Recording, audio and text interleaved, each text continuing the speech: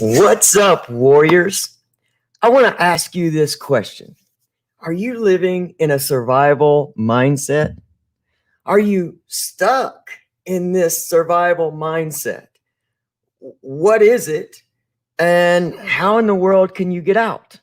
Well, today in this Winning Wednesday Live with LC video, we're going to talk about exactly what a survival mindset is, how we get there, how to know if that is blocking us from moving forward in our lives, and a few practical ways to get ourselves out of that survival mindset, that place where we just can't seem to move forward. So if you all are ready to get this Winning Wednesday show on the road, then you know I'm ready. So let's get to it.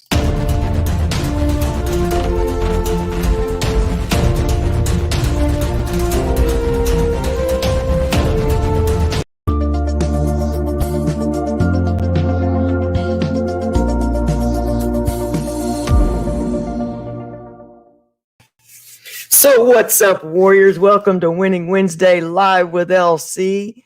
Well, I am so grateful and honored as always to be here in this space with you, to share this recovery journey with you. It is absolutely just, I don't know, it's just the best possible life I could be living because I just love it so much. I love watching you grow. I love seeing people get free. I love seeing people learn to love themselves in recovery, come from a place of, whatever type of trauma that we've experienced, or, even where we are right now in this 2020, this whole last year of 2020 going into 2021, with everything that's happening in our country, in our world, it is creating trauma. And now more than ever, we need to be talking about our trauma. We need to be talking about ways to come together as human beings and share one with the other that, hey, no matter how alone you feel, you're not alone. And if we all throw out our suggestions and our experiences, we can gain so much from one another. There's no one person that's above another with more knowledge and wisdom. We're all in this thing together, and the sooner we realize that and come together, the quicker we will transmute all of this and start living a freer, more, I like to call it Christ-minded life in this world. And I love that society. So good morning, Livy. Good morning, Lisa. What's up, Jen Brownlee, Larry Brown, amazing human being in the house. I'm always honored when you come and spend a little time with me, Larry, fighting crime. Yvonne, Max, good morning. And if there's anyone else here that I don't see, then good morning. Thank you for being here. Hey guys, if you like the content in these videos and you like what I share here, then make sure that you give this, give the video a like. It's really important for where any platform you're on, whatever videos you do like, if you want to see more like them or more of them, when you put that like, you help those videos get in an algorithm that it actually makes a more personal experience for you. So it doesn't only help me, it helps you. All right. So let's get into it. What is a survival mindset, right? So a survival mindset is what happens in the brain during prolonged periods of trauma, childhood abuse, wartime, abusive relationships, active addiction, worldwide pandemic, isolation, prolonged information of fear, fear, fear, fear, and fear. Um, in short happenings of trauma, the brain has a natural reset that it does. I mean, just thinking about it, think about somebody jumping out at you when you're not expecting it, and you get really scared. And then pretty quickly you realize that, it was your friend or whatever. And you go back, like your brain resets back. Or even if, something scared you that wasn't someone pretty quickly you realize that, okay, I'm fine, everything's good, and the brain resets. But in prolonged times of trauma, the brain it loses its natural ability to reset because the trauma becomes more normal than a healthy mindset. And it creates these patterns. It just creates these patterns that basically keep you alive. And that's what it's doing. I believe that a lot of addictions end up originating from this place of the survival mindset, because after so long of this mindset, and so much of it, especially if you're coming from childhood trauma, and I share this so that we can start becoming aware of this, and for the generations to come, after us, because we often didn't realize or know, nobody was talking about what happens to the brain in prolonged, stress and trauma. A lot of the earlier wartime veterans were coming back, and they were coming back with so many issues.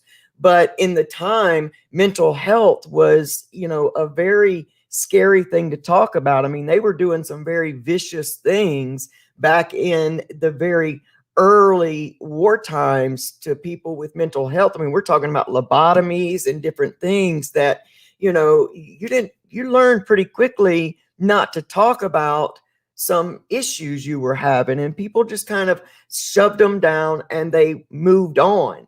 And a lot of people think, and I did too, that if you're not thinking about that trauma, it's not affecting you. But let me tell you something, it is affecting almost every single thing you do. And you know what? For guys like our good friend Larry Brown, who is out, keeping the streets clean and clear from danger. I mean, this is something that happens in these first responders as well, that maybe they don't realize if they don't have a practice to bring their brains into a reset every day. And so this is something that happens to people that aren't even in active addiction. But a lot of addictions are born because the stress becomes too much, and we seek a chemical or artificial route or escape from that suffering because we're not understanding what's really going on.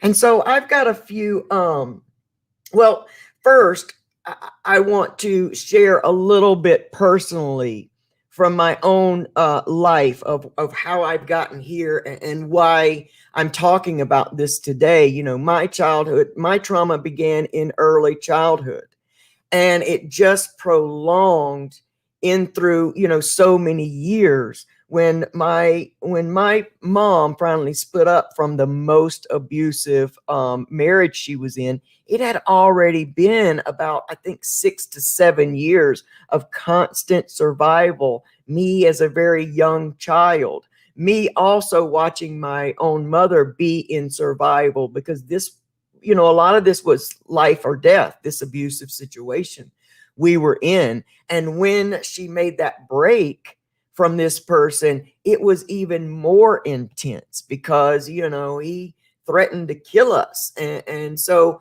you're feeding, as a child, you're feeding off of your parents' energy, and you don't know how to separate that. And plus, you're in this mindset that says, I got to watch everything I do, because what's happening in survival is the brain is shutting off different parts, like your logic, the things that tell you what's real and not. I mean, think about children believing there's monsters under their beds. I talked to my wife about this last night. You don't just walk in and go, it's not real. Now go to bed and expect that that takes care of it. You have to be there and kind of do a little bit more than that. And so your brain gets stuck in that place, and it's that logic is not there. It just is survive. And so many things shut down until you're like in this tunnel vision of, I got to survive. And you're on guard for everything. You're watching for everything. And this can occur again in so many different periods of life. Think of your active addiction when you were living in the streets. That's part of this for me. As going through that as a child, my brain never got to reset. And because there was a pattern, and my mom just continued to attract these very abusive relationships, we continued to go through this same thing. And by the time I split from that situation, see, a lot of times we tell ourselves if we leave the situation, we'll be safe. But the situation goes with us. Because whether you're living in the memory of the past, that memory is living within you. And it begins to affect everything you look at, everything you are trying to accomplish in your life. That mindset, you're very much stuck there. And until I started learning about this, until I got to the point where, even in times past when I'd get a little bit of clean time, the reason I couldn't ever really succeed is because I was not aware that I was still living in that mindset. And the mind and the body and the person, the soul, can only take so much suffering before something snaps, something just gives. And when we try to put down our chemical or artificial escape, but yet we don't pick up the knowledge of how to get that reset done within us, we're only denying ourselves our only escape. We're not fixing the problem. We're only denying ourselves an artificial form of release, an artificial break from this intense suffering, this intense survival. And that's why so many times we just don't make it and we fall back, because there has to be a balance. And so a lot of times we get to that place where enough is enough. I'm tired of this. And that's how I got into my recovery. I always say this, I've only been in recovery once, and that's these past almost right at 8 years is my only recovery, because I made a decision that I was done with the suffering and that I knew I could not put down my only escape, only temporary happiness, unless I was going to figure out how to transmute the suffering, how to move the suffering and see things in a different way. And it all began with, realizing and hearing information like I'm giving you now, to start to try to bring this stuff into my own experience and look at it and say, wait a minute, I fall into quite a few of these categories. I need some help with this. So here are some ways for you to be able, some questions for you to be able to ask yourself, and some scenarios that you can put into your own life to find out if you're living in a survival mindset. So is everything a catastrophe? Does every situation, regardless of how big or small it is, do they all seem huge to you? Does it throw or almost throw your entire world off whenever you meet this catastrophe?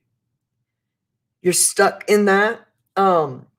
Like I said earlier, in survival mode, many unnecessary components are shut down from lack of power in the brain. So that's when the brain is in that survival mindset. The logic is not there to say, hey, wait a minute. This really isn't the end of my world. This is an opposition right now. And in this opposition, now I can look for the seed of opportunity. I can find what this is here to teach me. But when we're in that survival mindset, everything is a life-ending, happiness-ending catastrophe. Let's take this up, because everything, we all know about money. We've all struggled with money at some time, shaping our lives. We could be doing it right now. So it's a perfect example to use. So if you're worried about money because you don't feel like there's enough, and your fear is pleading its case, and so you start talking to yourself in questions like, what if I can't pay my rent? What if my car breaks down? I won't be able to get to work, and then I won't be able to make this little bit of shitty money that I'm making now. And it just all seems like it's very life ending. You can feel your body reacting. And a lot of times you walk around, when you're in survival mindset, you walk around just tight all the time anyway, because you're always looking for danger. And here's what we know: when we are vibrating on the level of danger and fear, if there is no other scenario that can go down. The vibe attracts. So you have to vibe that out. That's why your worst fears end up coming into your reality, because in that survival mindset, the brain is trying to help you avoid danger. So it starts telling you these things. So you start thinking, well, what if I can't pay my rent? I'm going to be on the street. I'm going to lose this. I'm going to lose that. Before you know it, you're in a spiraled, down into this place. So that's one of the things you can ask yourself: is everything a catastrophe, bigger than maybe it really is? Do you feel like your every day is the same? You go to work to pay bills. Maybe you hate your job. Maybe you don't hate your job, but it's hard to find gratitude in your life, in your everyday. We simply call it our everyday life, and it's dang near impossible to find joy in your day anymore. But yet there's this underneath feeling that you're meant for more than this, that actually can cause its own stress, and you start feeling stuck. So do you feel stuck in your life right now, unable to see any way forward, unable to see anything past the current problem? Here's a really good one that I think might be your most defining question. Are you super defensive? When things happen, the moment somebody brings something to your attention, do you fight for your suffering like it's like your life depends on it? I mean, just think about this video right now. Are you fighting for your limitation? No, I'm not in survival mode, but you don't know what happened to me, LC, and you don't know what's going on in my life. You have no idea. My rent's due tomorrow, and I don't even have $1 to put towards it. Yes, my life is ending. That's what we're talking about with defensiveness. If somebody points something out really small, and you are zoned in this survival mindset, do you have a blow up? Do you hit the roof? Do you feel like it is somehow threatening your stability? Because a lot of times we hold on to our trauma as our identity. And defensiveness is a beautiful way for you to judge your own identity, where you are at, what you're identified with. And it's a really great way to try to find out where someone else is that maybe you care about, or that you're talking to. Are you counseling? Are you mentoring, coaching, whatever? You can tell really where they are and what identities they are really bonded to by how defensive they get when you start messing with them. And here's the biggest and greatest thing. we don't have to get upset when these things are brought into our attention, because this is the only way for us to begin to actually make life changes that stick, that are lasting, that allow us to live a life that we love. Because if we go on never hearing anything that shakes us up, change is not possible. It's just not possible. Until we see it, we can't fix it. So that's how that's exactly what we're going into in this next segment right here, is how to stop living in that survival mindset, in that survival mode. And the first way is to become aware of it. Don't be ashamed if you're going through something. Heck, just look out into the world right now and find me somebody who's not going through something. And I don't care how big the plastic smile that's plastered in front of them is trying to express. Everybody's going through their own stuff. So we gotta get to a place where vulnerability is not threatening our lives. Because again, another great way to know if you are living in a survival mindset, especially in your relationships, is how vulnerable can you be, and how safe do you feel being vulnerable? You know, I live in the space now, because I did it for so long, that I'm not ashamed of anything I'm going through. I don't mind to tell a single solitary soul what I'm going through. Not to sit and complain and hear, oh man, that really sucks. Or I don't want anybody to co-sign my suffering. I want to use this suffering to not only help my life grow in bigger and better ways, but to somehow help yours grow in bigger and better ways. Because nobody wants to feel isolated and alone in suffering. And we got to own where we are in order to get where we're going. You know, if we don't ever own where we are right now, we can't get to that next step. We can't get to the next phase. We can't pretend like we're somewhere we're not, just so that people don't realize we're suffering. And we need to sometimes ask ourselves why we don't want people to see us going through things. Is it pride? Is it ego? Do we want to keep up the facade that we got all this together? And for what? What are we afraid of if they find out we don't? There's a message in every mess in your life. And many times the message in the mess of your life is a wonderful message for somebody else in their lives. Depression, survival, all of those mindsets, PTSD, trauma-based, all of that stuff wants to keep us isolated, because it gets to continue its control over our mindset, our bodies, our lives, if no one knows about it. So if it keeps you isolated and no one knows, it continuously has the control of your life. So another thing that you can do to really stop that survival mindset, and even when it comes in short bursts, even if you're not living in this like every single moment of your life, if you're in new recovery, the likelihood is you are.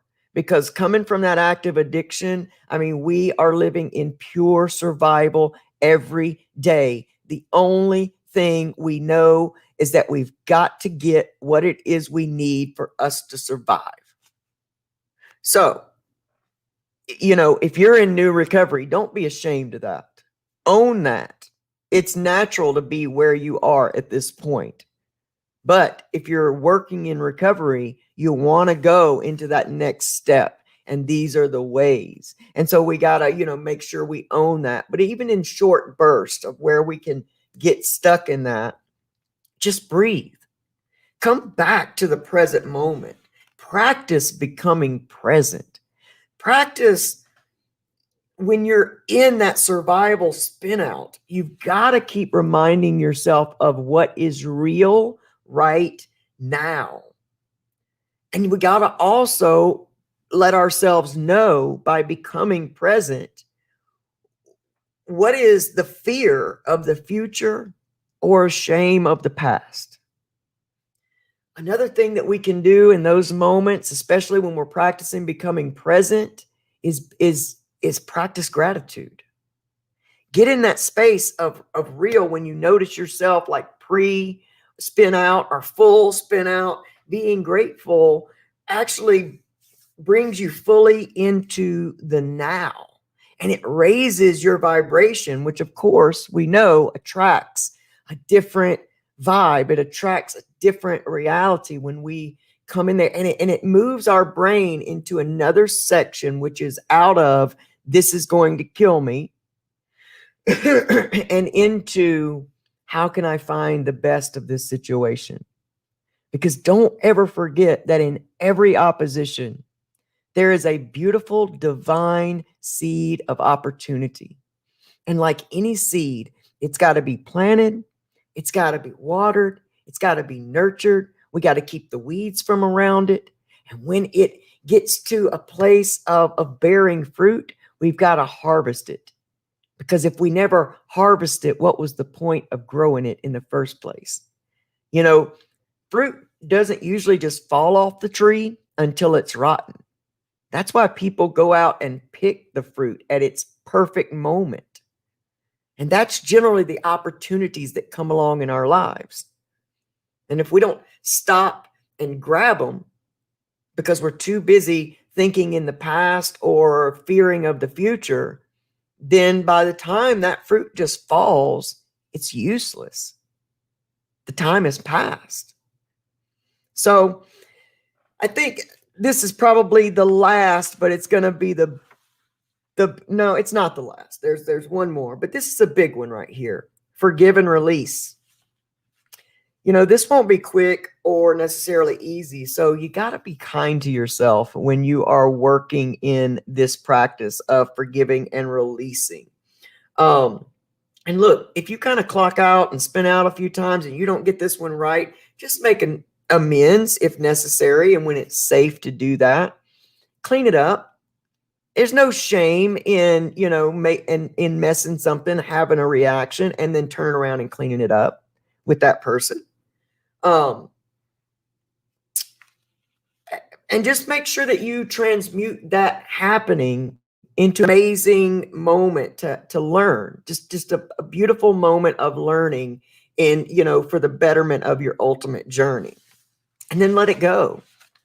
Now, forgiveness does not at all mean that you're saying what happened is all right, that the trauma is all right, that whatever happened to you is all right. You're simply acknowledging that it happened. And by doing this, you're taking your power back from the occurrence, and now you're able to move forward. All right, number 4, and the last one is work on your self-worth. Because believe it or not, most of your fear of the worst possible scenarios happening in your life are rooted in you believing that you're not good enough for the best possible scenario. Again, that's a living in the past situation. So, use affirmations, use hypnosis, use meditations, counseling, coaching, your pastors, your, whatever your religious affiliations are, whatever your spiritual practices are. Use those and anything else to help you change how you see yourself, because I promise you, it is worth it. It's the only way to live your best life. And let me tell you this, your best life is not defined by somebody else's best life. So learn how to separate yourself from all of the envy and the jealousy, because when we get in those mindsets, when we're looking at somebody else do what we want to do or achieve what we want to achieve, we get jealous because we think we're not worthy of what they have, or we somehow think we don't have what it takes to get there too. Remember, you are a unique individual, born on this earth in this time with a beautiful, unique code of DNA that is just divinely given to only you. And there's something special in that. And regardless of your past, that is part of your soul's journey. Take the lessons from that. Be grateful for the blessings of that. And move your life into that next phase. And you decide what your best life is, what your best self is. Because comparison is death to all beautiful change. We can't get to our very best if we're always comparing our best to somebody else's best, or what we perceive is their best, because maybe what we see on their Instagram or on their Facebook. So anytime anybody comes to believe yourself unworthy of love and health, wealth, or happiness, they vibrate on a level of constant fear. Fear of being hurt, fear of being rejected, fear of being attacked. And you have no choice but to match that which we're putting out. So let's be aware of that. Let's clean it up. You know, there's no glory in suffering. So please hear that. There's no glory in constant suffering. So, you know, let's move forward with this. Let's find out where our identities are stuck to things that are not healthy for us. And let's break those old mindsets. Let's shatter through those barriers of fear and unworthiness. And let's absolutely take our power back in this life and make the absolute best life possible for us. True happiness begins within. It cannot be gained from anything external. That's why you are divinity within. And the more you come to know that, the more power you hold to begin to recreate this beautiful and amazing life to you. So listen, I'm going to say this again. If you all like this video and videos like this, then please give it a like. That's really, really important again. But also comment. Make sure that you comment on what resonated with you most today in this video on the survival mindset. You know, what did you gain from this? What is something that you could bring into your life and put into practice in your life to help your life just look more like what you dream it to be? That's super, super, super important. All right. Hey, remember, Healthy Sober Relationship series starts this weekend. So y'all be on the lookout for those ads that are going to be coming through, the promo ads, so that for the exact date and exact time, it'll either be Saturday or Sunday. I know that we have already set a date and time, but right now that time and date eludes me. So it's either going to be Saturday or Sunday, and it'll be late afternoon or our 8 p.m. time slot. But this is going to be an amazing, amazing series. It's a 4-part series with Amy Guerrero of Thrive in Recovery with Amy. Just an amazing human being with so much knowledge about, you know, in trauma-based, you know, healing and just so much. And relationships is her specialty. So, you know, we all need to learn how to have healthy relationships. A lot of times we talk about relationships, people just think love relationships, but I'm talking about family relationships, co-worker relationships, relationship with yourself, relationship with your higher power. I mean, this is just, I'm so grateful and blessed to bring this content to all of you. And, you know, again, if you want more videos and more content like this, then you can catch the Recovery Soul Food podcast on iTunes, Spotify, live on YouTube, live right here, and any other major podcast platform. We're trying to get everywhere. I think it's a new day, and we've got to bring new information to the world on how to live from the heart, not just the head. and how we can all really become unified and live just an amazing lifestyle with one another as a human race. All this diversity needs to go away, and we need to know that we are all created, by that one divinity, and we got to love one another. Love is the answer, y'all. Love is the key.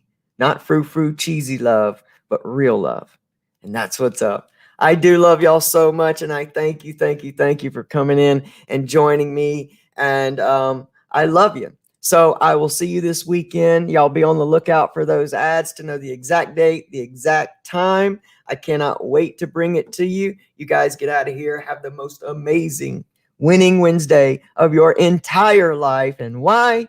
Because you choose to. And yes, you are that powerful. I love you guys, and I'll see you next time. Bye.